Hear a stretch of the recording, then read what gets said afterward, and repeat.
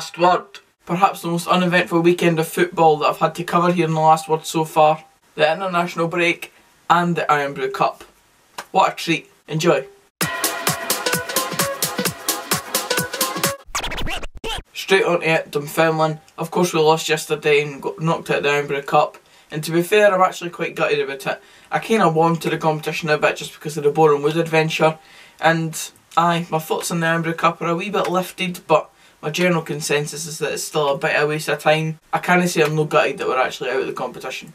One thing's for sure though, there's certainly a lot of questions that have been asked about our manager's position at the moment now. Last word, this one's for the peg that Alan Johnson's Dunfermline managerial career now sits on, Shugley.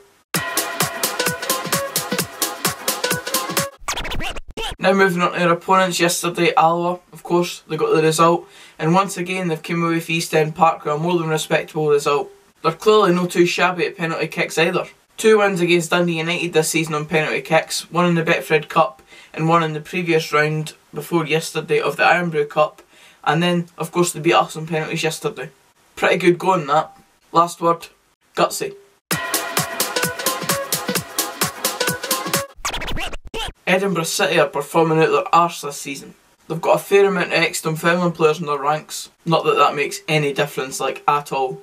But aye, a win against Arbroath at Arbroath's ground, considering that it was top of League 1 against top of League 2, is pretty impressive stuff, and it shows that they could probably make the jump up quicker than they expected. Last word, this one definitely isn't one word, but I make the rules here.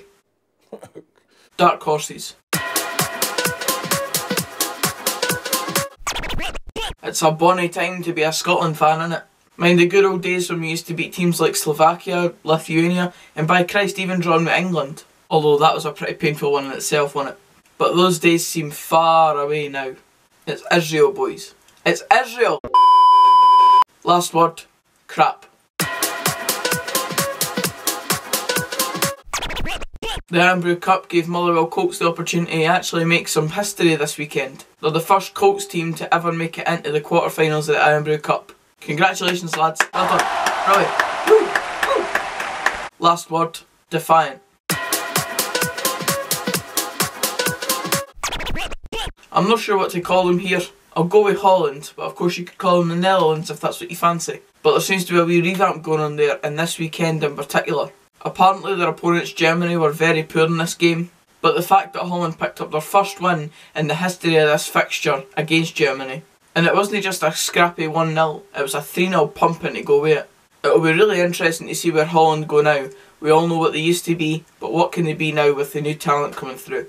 Last word, foundations. On to one of the vastly unknown sides in the Irn-Bru Cup, and they're still left in the competition. Connah's Quay Nomads for Wales. They're into the hat for the next round of the Irn-Bru Cup, and well done to them for that. But I've got to say, that stadium, man. That's one reason why I'm glad we're out of the competition. Stuff the memories of an away journey to there. Watching football at that stadium is just something I didn't want on my football CV. You need a pair of binoculars to see the goal, for Christ's sake. Reminiscent of Cowdenbeath. Last word. Another ground that it's also reminiscent of, Hampden. Moving on to our good old friends over at Tannadice, Dundee United. It's a good wee start to Robbie Nielsen's tenure as Dundee United manager. A win up at Firhill is horrendous for Partick Thistle if I'm being honest, but it's fantastic for Dundee United, and it was really a result that they needed considering there was no championship games going on yesterday except from their game, so it puts pressure on everyone else, including us. One question though, is it time for them to finally become a force to be reckoned with now they've got a decent manager on board? One thing I did notice from yesterday's game though, Fraser Aird's hair. My eyes!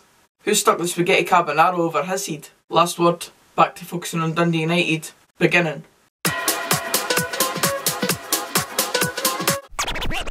They're back once again, East Fife. I mean, any team that keeps Stephen Dobie from scoring at this point has to get a mention on the last word.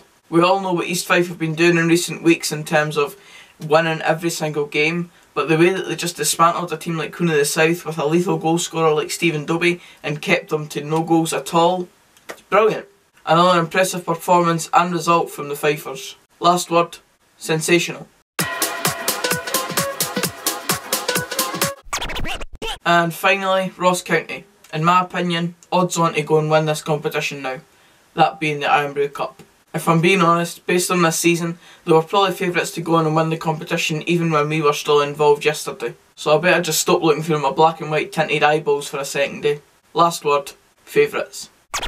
And that's it for this episode, guys. Cheers for watching. If you did enjoy, please give it a like, comment down below about any of the things I've said in the video, and subscribe for more of this type of content. And until the next video, which will be a new series tomorrow called Topic of Your Choice. If you want to go and get involved, I've got a poll running on my Twitter account right now which you can go and vote in, so please do if you're interested. But until that video tomorrow, I'll see you then. Cheers, guys.